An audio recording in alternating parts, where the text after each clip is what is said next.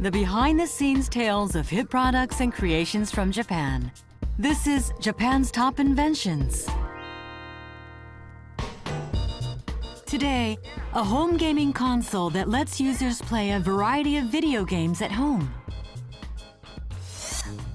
It's been enjoyed in over 100 countries and regions. What are the secrets behind this hit? Meanwhile, this tiny flat spring, just about 1 square centimeter, is actually a vital part of many smartphones. A single company holds a 40% global market share. How do they do it? December 2019. A Japanese console brand has just broken a world record. With over 450 million units sold across multiple generations, this brand has beat fierce competition to become certified as the best-selling video game home console brand ever. I want to offer a sincere thank you to all our fans around the world who have played so many games on our consoles throughout the years. Our story begins in 1992. These had become popular in Japan. Gaming consoles that connected to your television and allowed you to play at home. People were lining up to buy one. A world-famous electronics manufacturer decided to enter the market. It had produced hit products like portable music players and handheld camcorders, but never a gaming console. A subsidiary was formed specifically for video games, and a team was assembled for a top-secret project. Okamoto Shinichi, a key member of the team, reflects on that time. As a major electronics manufacturer, the company had mostly been creating consumer electronics. But with advances in computing and the advent of the PC, it started thinking about the potential of new forms of entertainment enabled by computers. We decided to give it a shot. However, one Japanese game company had dominated the market since the release of their home console in the 80s. Their dominance continued with a long lineup of great games. Could Okamoto's company leverage their strengths and create a new home console? With this in mind, development began.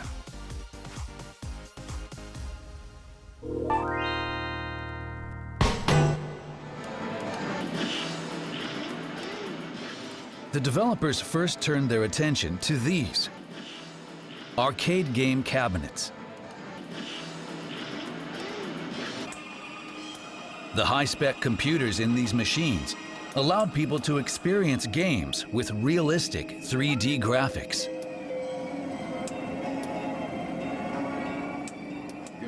We wanted to offer 3D graphics similar to those in arcade machines at home. The problem was the enormous cost. A single arcade machine cost thousands of dollars. How could we provide this at a price where children could ask their parents to buy it for them? That was the challenge we faced. The team focused their attention on reducing cost. Their idea: to repurpose the 3D graphics technology the company had developed for television broadcasters. It could take a 2D image and add 3D depth. But the team soon ran into trouble. The hardware for broadcasters was about 180 centimeters tall. It would need to be shrunk in order to work as a home console. The machine was about the size of a refrigerator. It was packed with boards covered in computer chips. There were so many of these chips, that you needed a fridge's worth of space. That's how big it was. The key to shrinking the hardware were chips called LSIs. By using LSIs, large-scale integrated circuits, the machine would be about the size of a video deck. However, the company lacked the technology.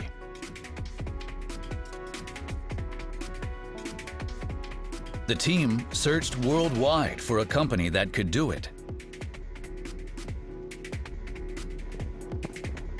They discovered an American company in Silicon Valley that specialized in semiconductors. That company produced high-performance integrated circuits for industrial computers. When the team called this company, they were told what they wanted was indeed possible. But a surprise came when negotiating the contract. The initial order was a minimum of 1 million units. As for the portable music players we were selling then, we'd manufacture about 3,000 to 5,000 units for launch day. It was common practice for an initial run of consumer electronics to be in the thousands. So when I heard the number 1 million right off the bat, it was a shock. We weren't sure it was okay to place such a huge order. The new console they were developing would need to sell 1 million units right out of the gate. With trembling hands, a team member signed the contract.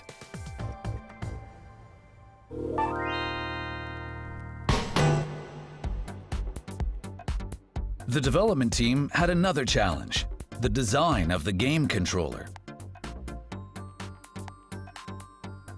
With games entering the third dimension, a brand new controller had to be designed in order to facilitate movement in a 3D world.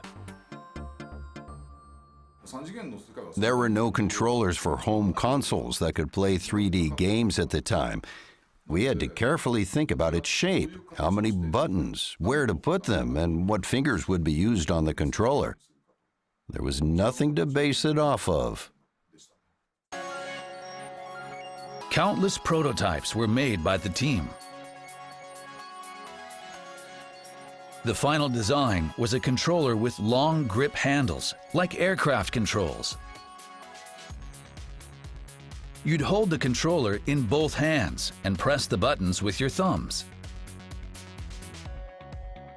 They also added buttons at the top for your index and middle fingers.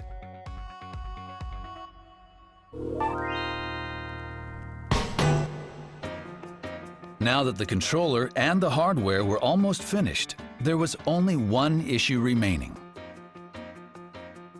That was the games.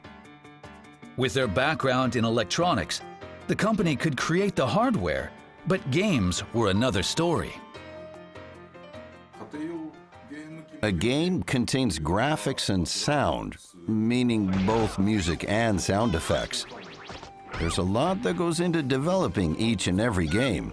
It's a complicated endeavor. We didn't have an internal team to make games.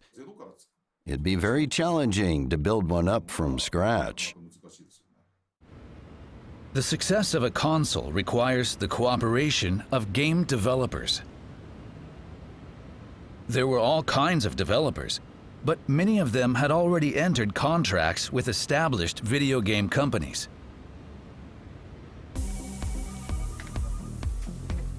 How could the team enlist the help of these developers? A major selling point was the compact disc format the company had co-developed with an overseas company in the 80s. CDs were chosen to hold the games due to their low manufacturing cost and high storage capacity.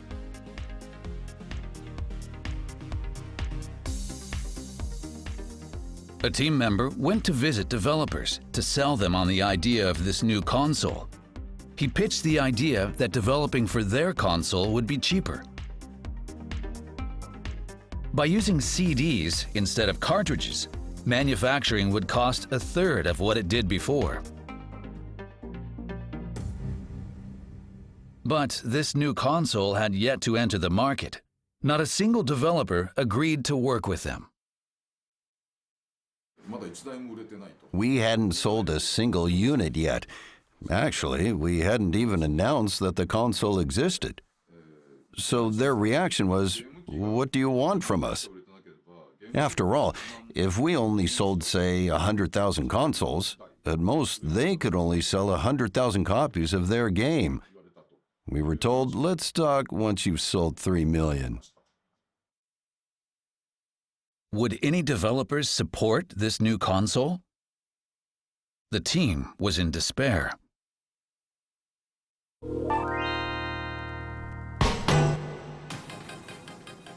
October 1993, the development team decided to take a risk. They invited game developers for a demonstration. The team would showcase just what kind of 3D graphics their new console was capable of.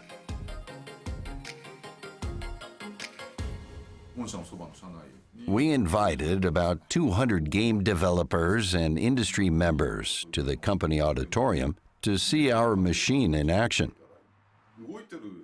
This was our one chance to show what we could do. If we messed up, there would be no going back. There was a lot hinging on this event. The day of the demonstration, Okamoto brought the console from the development office and was finishing the setup. He pressed the power button and panic. There was nothing on the screen.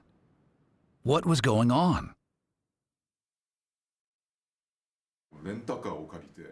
I had come in a rental car and used a cart to push the unit to the room. But this was a fragile test unit. It got bumped around too much on the cart and stopped working. I felt my heart skip a beat. Okamoto scrambled to fix the machine. There was no telling whether it would work. In front of the large crowd, he hoped for the best and pressed the button.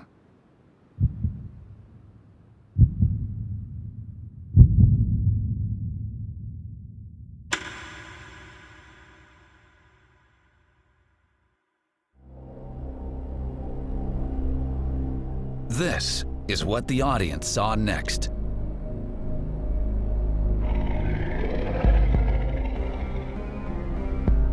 A T-Rex rendered in full 3D.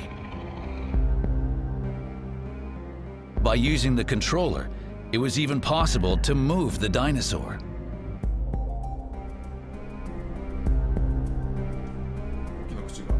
You could make its mouth open and close, or swing its head left and right. This was the level of expression our machine was capable of. The audience was blown away because this hadn't been done before. It was a huge success. I think we were able to make a very positive impression on the developers.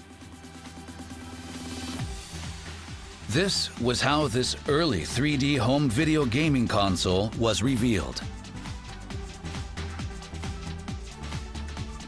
Soon after, over 200 companies expressed interest in developing games for the new console.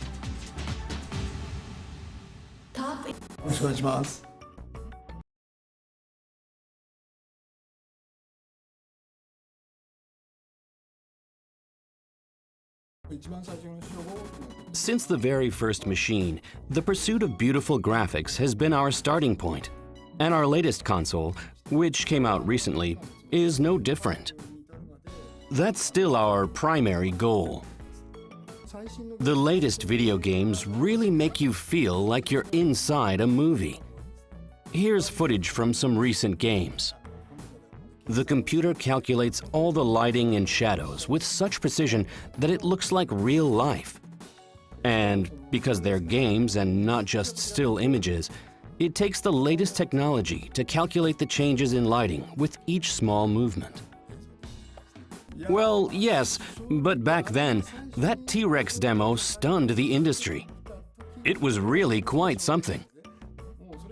Now it's been about 25 years since then, and we've been able to replicate live-action movies. Thinking about that makes me a little emotional. We've really come a long way. We really just want to keep making things better and better. And there's always room for improvement. We're here today because we've kept building upon that excellence. Well, our business is focused on home console gaming, and we plan to continue with that focus going forward. However, nowadays there are smartphones that play games, and streaming is very popular now as well. We can provide games through our servers with streaming too. In the end, we can't predict what will become popular or what global trends will be. So we're looking into all the options to cover our bases and keep in touch with the times. But when it comes to hardware, Japanese people are really great at getting all the details right.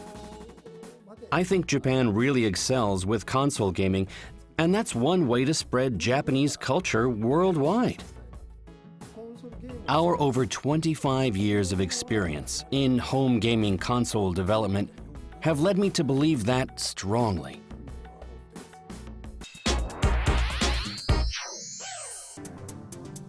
An electronics component factory in Saitama Prefecture. It's run by a small company with around 100 employees.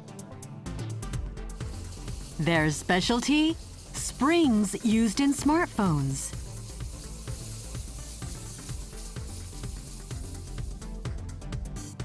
What are these springs used for? Design lead Matsubara Takunori explains. To put it simply, you can't take good photos without these. Sometimes you quickly try to capture a moment, but your phone shakes and you get a blurry photo. These springs prevent that from happening. If the smartphone moves while taking a picture, the camera can lose focus and the image ends up blurry. To prevent this, the lens is held in place with these springs. The springs dampen the shaking of the lens. This allows you to take a sharp photo even if your hands are shaking. The company holds a 40% market share for this optical image stabilization system. One key is the thinness of their product. When viewed through an electron microscope, the springs are only 0.025 millimeters thick. That's less than a third of the thickness of printer paper. Why go so far? Smartphones are becoming thinner and thinner. The camera assemblies built into them have also become thinner, and so the springs inside need to be thinner as well, down to 1/1000th of a millimeter. In recent years, smartphones have become extremely thin. Because of this, the internal components also need to get thinner. The space for the lens is also smaller than before, so we needed a way to make the springs thinner. How are these springs made? A process called photo etching. Required are a sheet of metal for the base material and a film covered with spring patterns. Apply the film to the metal sheet, shine a light through it, and the pattern of the spring is transferred onto the metal sheet. As you can see, countless springs have been etched onto the metal.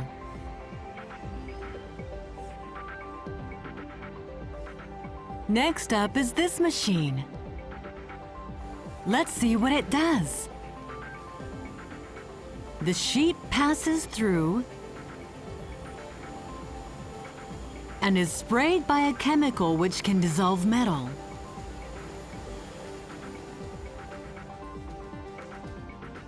Notice how only the shape of the spring remains as the rest has been melted away.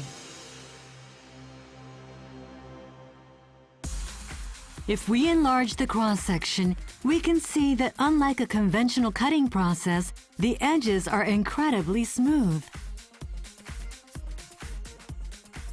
Even more remarkable, the thickness of the spring portion. It's only 0.05 millimeters. That's thinner than hair. The result, springs pushed to the limit of thinness. The microfabrication technology used by this company helps enable smartphone photography around the world. We're proud of the etching technology we have. Springs need to be precisely made. Without that precision, the camera lens can't be stabilized properly. We come to work each day, keeping in mind all the people around the world that carry smartphones that use our springs.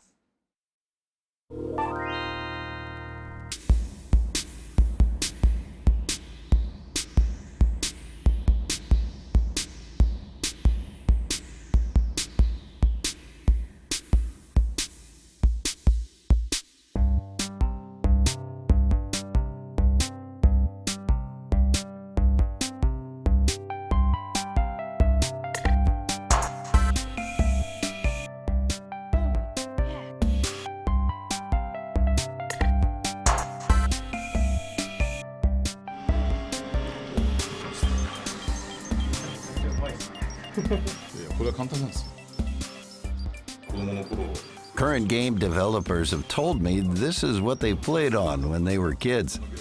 And if it weren't for this machine, many games would never have been made. I'm so glad to have been a part of that.